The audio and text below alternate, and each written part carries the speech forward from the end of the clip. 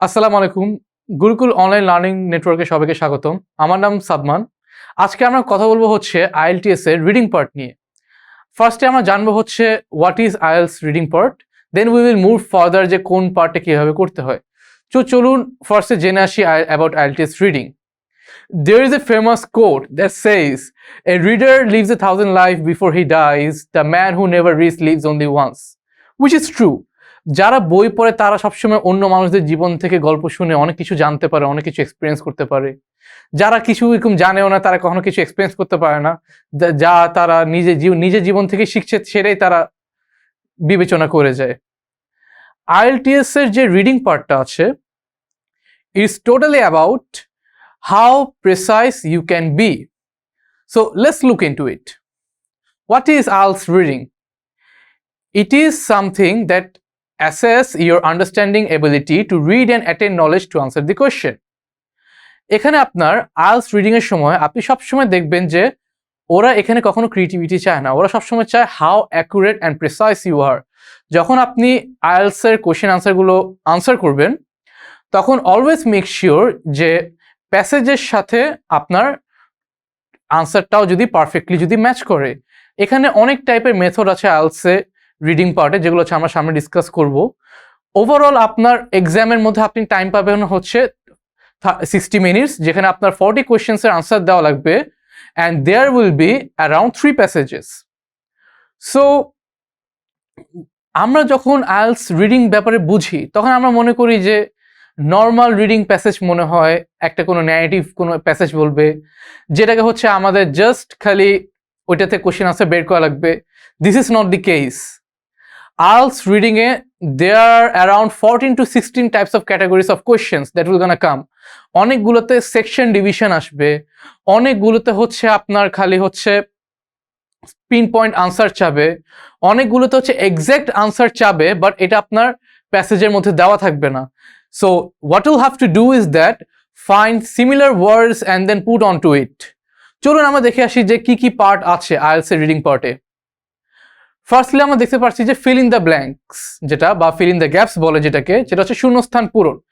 সেটার মধ্যে আপনি দেখবেন হচ্ছে যে আপনাকে একটা প্যাসেজে একটা স্টোরি বলবে, সেই স্টোরি থেকে কোয়েশ্চেনে অনেকগুলো ফিল ইন দ্য গ্যাপস দিবে, গ্যাপস অনুযায়ী আপনি সেটাকে ফিল আপ করবেন, ফিল আপ করে হচ্ছে তারপর আপনি আনসার দিবেন। সেখানে আপনার 3টা 4টা 5টা 6টা অনেক টাইপের গ্যাপস থাকতে পারে। এমনও হতে পারে যে আনসারটা একদম অ্যাকুরেট হবে না, প্যাসেজে অন্য কোনো সিনোনিম ওয়ার্ডে ইউজ করা আছে, অ্যান্ড আপনার কোয়েশ্চেনে হচ্ছে কোনো ডিফারেন্ট ওয়ার্ড আপনার ইউজ করা লাগবে। সেভাবে করে আপনার এটার আনসার বের করা লাগবে, আর প্রত্যেকটা শূন্যস্থান পূরণ করা লাগবে। তারপর হচ্ছে ম্যাচিং হেডিংস কোয়েশ্চেন্স। এটার মিনিংটা হচ্ছে আপনার যতগুলো হেডিং থাকবে একটা প্যাসেজের, সেখানে আপনার সেই হেডিংগুলো দেখে আপনাকে ধরেন 1টা 2টা বা 3টা প্যাসেজ দিবে, 3টা প্যাসেজকে কম্পাইল করে আপনি কিভাবে একটা পারফেক্ট হেডিং বসাতে পারেন যে এটা হচ্ছে হতে পারে হচ্ছে এটার মেইন স্টোরি, সেটা আপনার এখানে বসানো লাগবে। তারপরে আসবে হচ্ছে মাল্টিপল চয়েস কোশ্চেন্স, যেখানে হচ্ছে আপনার ইট ইজ সামথিং লাইক হচ্ছে আপনাকে 4টা অ্যান্সার দিয়ে দিবে ওরা, বা 5টা অ্যান্সার দিয়ে দিবে, সেখান থেকে কোনটা কারেক্ট অ্যান্সার আপনি সেটা বের করবেন সেই মডিউলটায়। এরপরে আসবে হচ্ছে ম্যাচিং সেন্টেন্স এন্ডিংস, যেখানে হচ্ছে যে কনক্লুশনের যে পার্টটা থাকবে এন্ডিং এর সাইডটায়, সেখানে কোন পার্টটা পারফেক্টলি বসালে আনসারটা ম্যাচ করবে, সেটা আপনি যখন আপনাকে পরের ভিডিওসগুলোতে যখন আমি আপনাকে শো করব যে কীভাবে ম্যাচিং সেন্টেন্স এন্ডিংসে আপনি বসাবেন, তখন আপনি বুঝতে পারবেন যে না, কনক্লুশনে এই সেন্টেন্সটা বসালে এভাবে পারফেক্ট হবে, এটা করলে এভাবে পারফেক্ট হবে।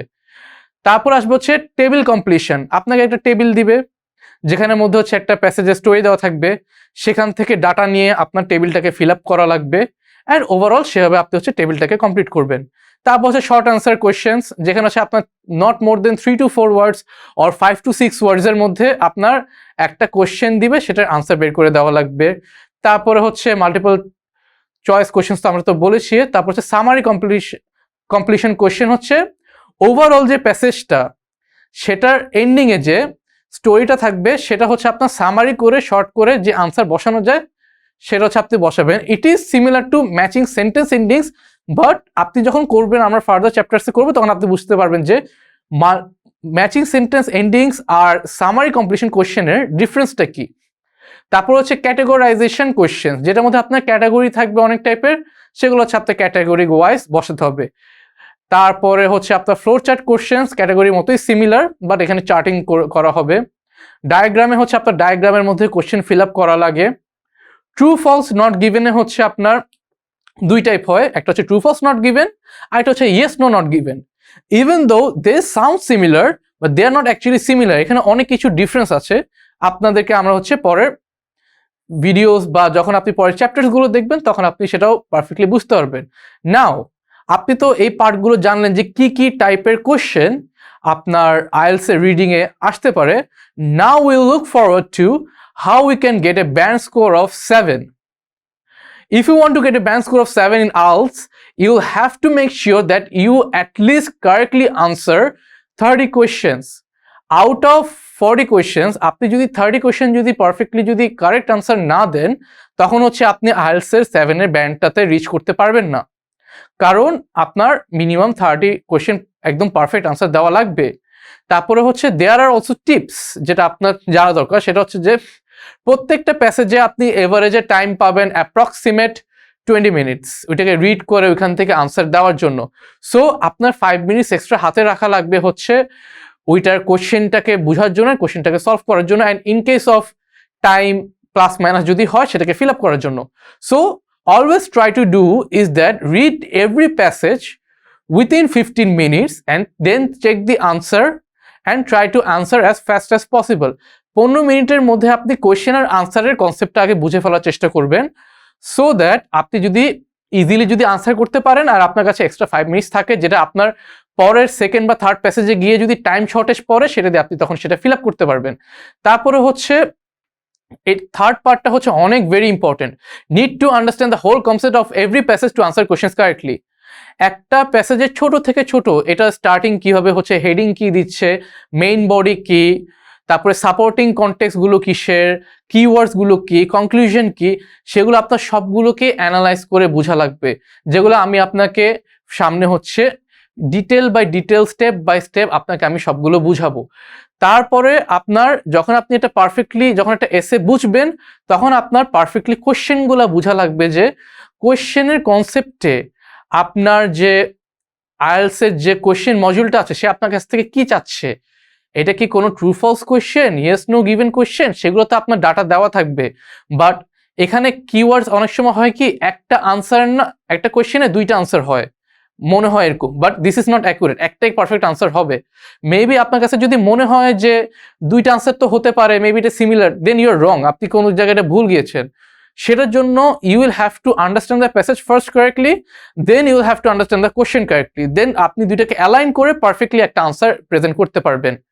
টাইমিং ইজ কি, যেটা আমি আগে বলেছিলাম, 20 মিনিটের মধ্যে আপনার পুরো কোয়েশ্চেন আনসার অ্যান্ড পুরো প্যাসেজটাকে রিড করে সব আনসার ডেলিভার করা লাগবে।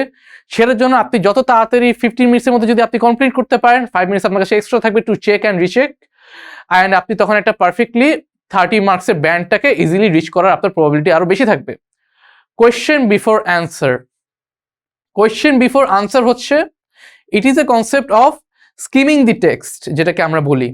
আমরা যখন একটা প্যাসেজ পড়ি, ইউজুয়ালি যখন আমিও যখন IELTS এ যখন এক্সাম দিয়েছি, আমার তখন অনেক টাইম কনস্ট্রেশন হয়েছে, and I was very nervous firstly, and at the second time I was feeling like the time is just getting out of my hand. সেটার জন্য আমরা সবসময় যে ট্রিকটা ইউজ করি সেটা হচ্ছে যে আমরা ফার্স্টে টেক্সটটাকে স্কিম করি, মানে হচ্ছে এমনি চোখের ধাঁধাতে পড়ে যাই, অত বেশি আমরা ডিপে বোঝার চেষ্টা করি না, দেন কোশ্চেনগুলো পড়ি। কোয়েশ্চেনগুলো পড়ার পরে হচ্ছে কোয়েশ্চেনের সাথে যে কিওয়ার্ড অ্যান্ড কোয়েশ্চেনের কনসেপ্টটা বুঝাচ্ছে সেটাকে আমরা ওই প্যাসেজের মধ্যে পারফেক্টলি রিড করে বের করার চেষ্টা করি, দেন হচ্ছে আমরা ওইটাকে আনসার দিই। দেন ওভারঅল হচ্ছে কি, আমাদের কোয়েশ্চেনটাও ক্লিয়ার হয়ে যায়, প্যাসেজটাও ক্লিয়ার হয়ে যায়, অ্যান্ড আমরা শর্ট টাইমে আনসার দিতে পারি। আমার মনে আছে আমি যখন ব্যাক ইন 15 একবার আমি IELTS দেই, আবার হচ্ছে 17 IELTS দেই বাইরে যাওয়ার জন্য, তখন হচ্ছে দুইবারই হচ্ছে আলহামদুলিল্লাহ I got above 7, around like 8। তখন হচ্ছে আমি দেখেছিলাম যে ফার্স্টের বারই এটা টের পেয়েছি, টাইম মনে হয় যে ইজিলি প্যাসেজ পড়লে টাইম ইজিলি দেওয়া যাবে, 20 মিনিটে এত ছোট প্যাসেজ দেয়, কিন্তু যখন স্টেপ বাই স্টেপ পরের প্যাসেজগুলো যায় এটা অনেক হার্ড হয়ে যায়। তখন হয় কি 20 মিনিটে কভার করা যায় না। তখন মাঝে মাঝে আমরা করি কি আগের স্লটে আমরা টাইম রেখে দিই, বা আমরা যেটা চালাকি করে করি সেটা হচ্ছে ওই যেটা বললাম কোয়েশ্চেন বিফোর অ্যান্সার। আমরা ফার্স্টে কোয়েশ্চেনটা দেখি, তারপর আমরা আনসারটা করার চেষ্টা করি। তখন কি হয় আমাদের, তখন হচ্ছে আমাদের কাছে টাইমও থাকে, আমরা পরে রিচেকও করতে পারি, আমাদের কনসেপ্টও ক্লিয়ার। আমাদের কাছে তখন 5-10 মিনিট যখন এক্সট্রা থাকে ইভেনচুয়ালি, তখন হচ্ছে আমরা পারফেক্টলি রিচেক করে আনসার আবার দেখি, দেন এভরিথিং ইজ পারফেক্ট। তখন হচ্ছে আমরা একটা ভালো ব্যান্ডের জন্য রিচ করি। দেন আলহামদুলিল্লাহ আমার যেমন আমার থেকে আমি আপনাকে রেজাল্টটা বলতে পারি যে ইট ওয়াজ এ গুড স্কোর অ্যান্ড এই পলিসিটা অনেক ভালোভাবে কাজ করেছে।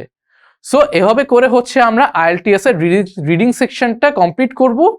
কমপ্লিট করার পরে আমরা হচ্ছে তারপরে ফার্দার সেকশনসে যাব। আর পরের ভিডিওতে আমরা দেখবো যে ইচ অ্যান্ড এভরি পার্ট, যেমন fill in the gaps, table completion and everything, ওগুলো কেমনে করতে হয় সেগুলো আমরা হচ্ছে পরের ভিডিওতে আমরা জানবো। তো ধন্যবাদ সবাইকে সাথে থাকার জন্য। কারো যদি কোনো কোয়েশ্চেন থাকে আপনারা কমেন্ট বক্সে আস্ক করতে পারেন।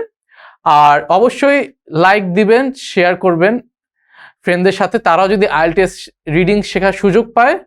আর আপাতত সবাইকে ধন্যবাদ, ভালো থাকবেন।